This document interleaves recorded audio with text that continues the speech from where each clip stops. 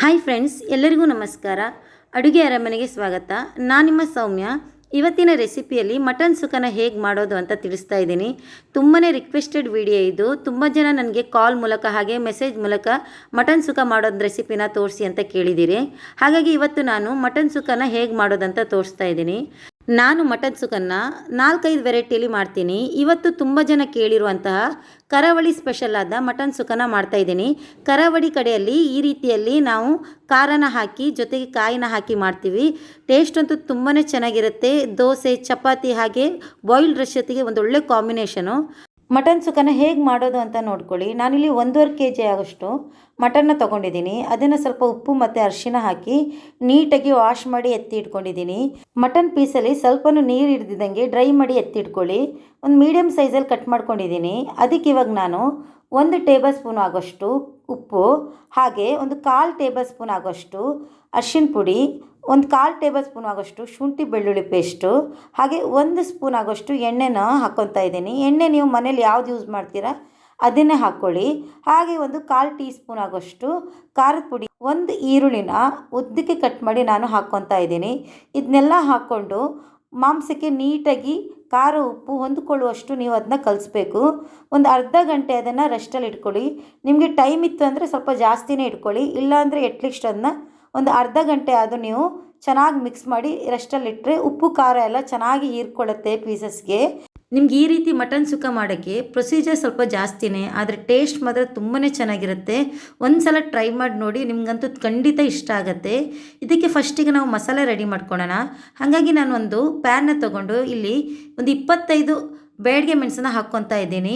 ನಾನಿಲ್ಲಿ ಮೀಡಿಯಮ್ ಖಾರ ಮಾಡ್ತಾಯಿದ್ದೀನಿ, ಹಾಗಾಗಿ ಒಂದು 25 ಮೆಣಸನ್ನ ಹಾಕ್ಕೊಂಡಿದ್ದೀನಿ. ನಿಮ್ಮ ಖಾರ ಸ್ವಲ್ಪ ಜಾಸ್ತಿ ಬೇಕಿದ್ದರೆ ಒಂದು 5 ಮೆಣಸು ಜಾಸ್ತಿ ಹಾಕ್ಕೊಳ್ಳಿ, ಕಡಿಮೆ ಬೇಕಿದ್ದರೆ ಕಡಿಮೆ ಹಾಕ್ಕೊಳ್ಳಿ.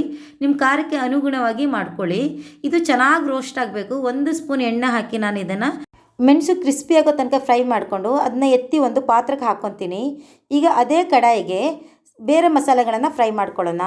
ಇದಕ್ಕೆ ನಾನು ಇವಾಗ 1 ಸ್ಪೂನ್ ಆಗೋಷ್ಟು ಎಣ್ಣೆನ ಹಾಕ್ಕೊಂಡು ಅರ್ಧ ಟೀ ಸ್ಪೂನ್ ಆಗೋಷ್ಟು ಕಾಳು ಮೆಣಸನ್ನ ಹಾಕ್ಕೊತಾ ಇದ್ದೀನಿ. ಹಾಗೆ ಒಂದು 8ರಿಂದ 10 ಕಾಳಾಗೋಷ್ಟು ಮೆಂತೆನ ಹಾಕ್ಕೊತಾ ಇದ್ದೀನಿ. ಮೆಂತೆನ ಜಾಸ್ತಿ ಹಾಕೊಳ್ಳೋಕೆ ಹೋಗ್ಬೇಡಿ, ಒಂದು 8ರಿಂದ 10 ಕಾಳು ಹಾಕ್ಕೊಂಡ್ರೆ ಸಾಕಾಗತ್ತೆ. ಹಾಗೆ ಇದಕ್ಕೆ 1 ಸ್ಪೂನ್ ಆಗೋಷ್ಟು ಜೀರಿಗೆನ ಹಾಕ್ಕೊತೀನಿ. ಅದ್ರ ಜೊತೆಗೆ 3 ಟೀ ಸ್ಪೂನ್ ಆಗೋಷ್ಟು ಕೊತ್ತಂಬರಿ ಬೀಜನ ಹಾಕ್ಕೊಳ್ಳಿ, ಅಂದರೆ ಧನಿಯಾನ ಹಾಕ್ಕೊಳ್ಳಿ.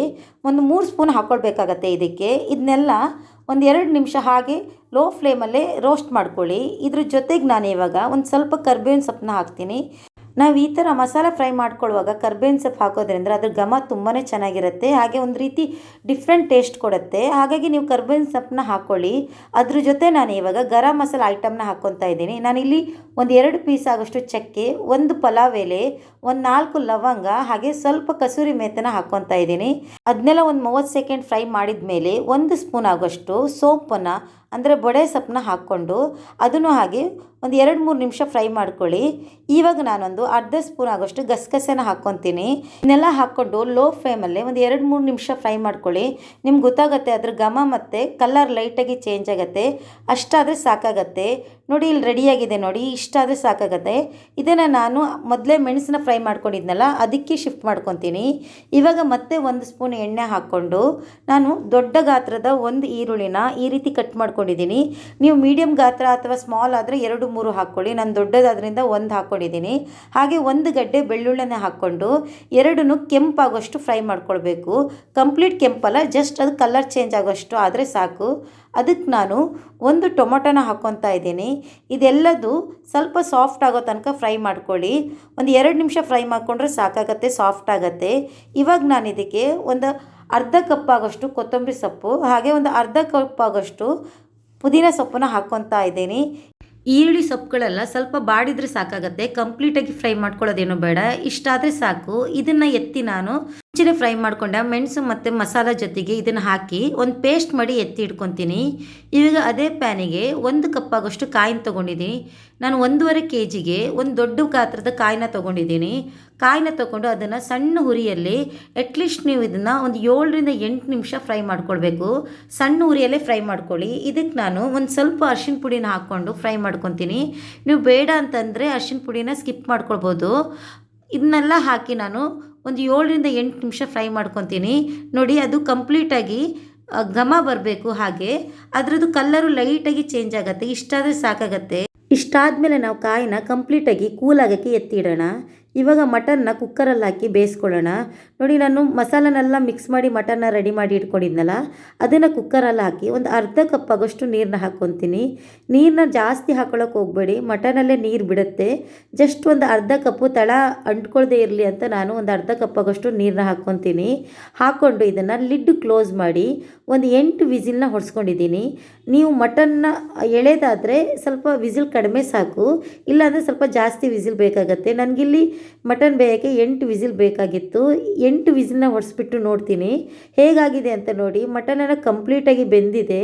ಒಂದ್ಸಲ ಚೆಕ್ ಮಾಡಿ ನೋಡಿ ಮಟನ್ ಬೆಂದಿದೆಯಾ ಇಲ್ವಾ ಅಂತ. ಇಷ್ಟಾದರೆ ಕರೆಕ್ಟಾಗಿ ಬೆಂದಿದೆ. ನೀರನ್ನು ಹಾಗೆ ಚೆನ್ನಾಗಿ ಬಿಟ್ಕೊಂಡಿದೆ. ಮಟನ್ ಬೆಂದಿಲ್ಲ ಅಂದರೆ ಇನ್ನೊಂದು 2 ವಿಸಿಲ್ನ ಹಾಕ್ಕೊಳ್ಳಿ.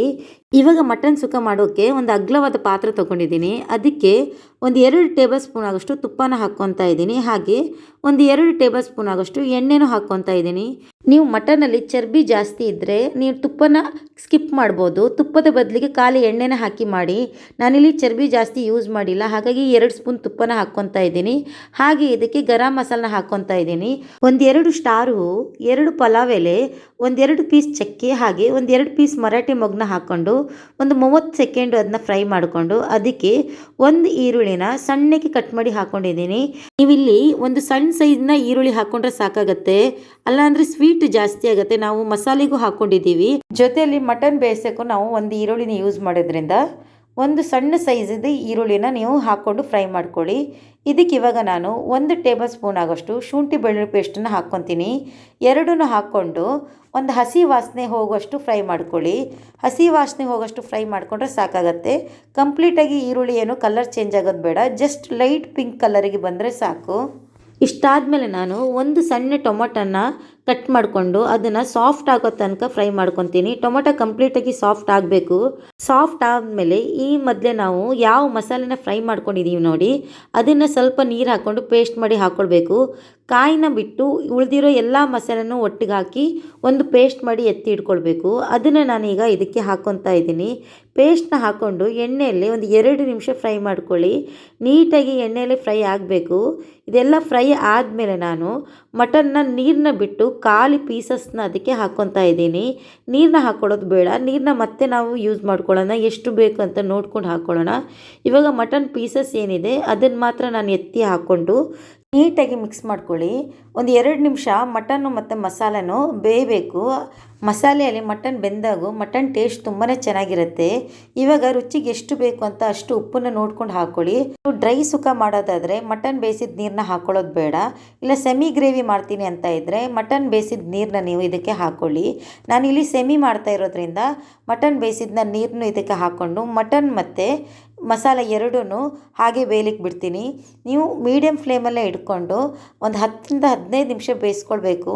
ನಾನು ಮುಂಚೆನೇ ಹೇಳಿದ್ದೀನಿ, ಈ ರೆಸಿಪಿ ಮಾಡೋಕ್ಕೆ ಸ್ವಲ್ಪ ಟೈಮ್ ತಗೊಳುತ್ತೆ, ಆದರೆ ಟೇಸ್ಟ್ ಮಾತ್ರ ತುಂಬಾ ಚೆನ್ನಾಗಿರುತ್ತೆ. ಇದಕ್ಕೆ ನಾವು ಕಾಯಿನ ಏನು ಹೊಡೆದಿಟ್ಕೊಂಡಿರ್ತೀವಲ್ಲ ಅದನ್ನು ಮಿಕ್ಸಿಯಲ್ಲಿ 1 ರೌಂಡ್ ರುಬ್ಕೊಂಡು ಇದಕ್ಕೆ ಹಾಕ್ಕೊಳ್ಳಿ.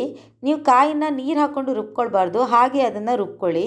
ಇವಾಗ ಅದಕ್ಕೆ ನಾನು 1 ಟೇಬಲ್ ಸ್ಪೂನ್ ಆಗೋಷ್ಟು ತುಪ್ಪನ ಹಾಕ್ಕೊತೀನಿ. ನೀವು ಈ ರೀತಿ ಲಾಸ್ಟಲ್ಲಿ ತುಪ್ಪನ ಹಾಕ್ಕೊಳ್ಳಿ, ಟೇಸ್ಟ್ ತುಂಬಾ ಚೆನ್ನಾಗಿರುತ್ತೆ. ಹಾಗೆ ಇದಕ್ಕೆ ಒಂದು ಅರ್ಧ ಲಿಂಬೆಹಣ್ಣನ್ನು ಹಿಂಡ್ಕೊಳ್ಳಿ. ಲಿಂಬೆಹಣ್ಣು ಹಿಂಡ್ಕೊಂಡು ಇದಕ್ಕೆ ಕೊತ್ತಂಬರಿ ಸೊಪ್ಪನ್ನ ಸಣ್ಣಕ್ಕೆ ಕಟ್ ಮಾಡಿ ಹಾಕ್ಕೊಂಡಿದ್ದೀನಿ. ಟೇಸ್ಟ್ ಅಂತೂ ತುಂಬಾ ಚೆನ್ನಾಗಿರುತ್ತೆ. ಒಂದು ಸಲ ನೀವು ಇದನ್ನು ಟ್ರೈ ಮಾಡಿ ನೋಡಿದ್ರೆ ಮತ್ತೆ ನೀವು ಮಟನ್ ತಂದಾಗ ಖಂಡಿತವಾಗ್ಲೂ ಇದೇ ರೆಸಿಪಿನ ಮಾಡ್ಕೊಳ್ತೀರಾ, ಅಷ್ಟು ಟೇಸ್ಟ್ ಚೆನ್ನಾಗಿರುತ್ತೆ. ದೋಸೆಗೆ, ಇಡ್ಲಿಗೆ, ಚಪಾತಿಗೆಲ್ಲ ಒಂದು ಒಳ್ಳೆ ಕಾಂಬಿನೇಷನ್ ಇದ್ದು. ನನ್ನ ಕಸಿನ್ಸ್ ಅಂತೂ ತುಂಬಾ ಇಷ್ಟಪಟ್ಟು ತಿಂತಾರೆ. ಮನೆಗೆ ಬಂದಾಗೆಲ್ಲ ಇದನ್ನೇ ಮಾಡಿಕೊಡು ಅಂತ ಹೇಳಿ ಮಾಡಿಸ್ಕೊಂಡು ತಿಂತಾರೆ. ನೀವು ಇದನ್ನು ಮನೇಲಿ ಟ್ರೈ ಮಾಡಿ ನೋಡಿ, ಹೇಗೆ ಬಂದಿದೆ ಅಂತ ನನಗೆ ಕಮೆಂಟ್ ಮೂಲಕ ತಿಳಿಸಿ. ಹಾಗೆ ನನ್ನ ಚಾನಲ್ನ ಸಬ್ಸ್ಕ್ರೈಬ್ ಮಾಡ್ಕೊಳ್ಳದೆ ನೋಡ್ತಾ ಇದ್ದೀರಿ, ದಯವಿಟ್ಟು ಸಬ್ಸ್ಕ್ರೈಬ್ ಮಾಡ್ಕೊಳ್ಳಿ. ಅಲ್ಲೇ ಇರೋ ಬೆಲ್ ಐಕಾನ್ನ ಪ್ರೆಸ್ ಮಾಡಿ. ಇದರಿಂದ ನಾನು ಮಾಡಿರುವ ಎಲ್ಲ ವೀಡಿಯೋಗಳು ನಿಮಗೆ ನೋಟಿಫಿಕೇಷನ್ ಮೂಲಕ ಸಿಗುತ್ತೆ. ಮತ್ತೊಂದು ಅಡುಗೆಯೊಂದಿಗೆ ಮತ್ತೆ ಸಿಗೋಣ. ನಮಸ್ಕಾರಗಳು.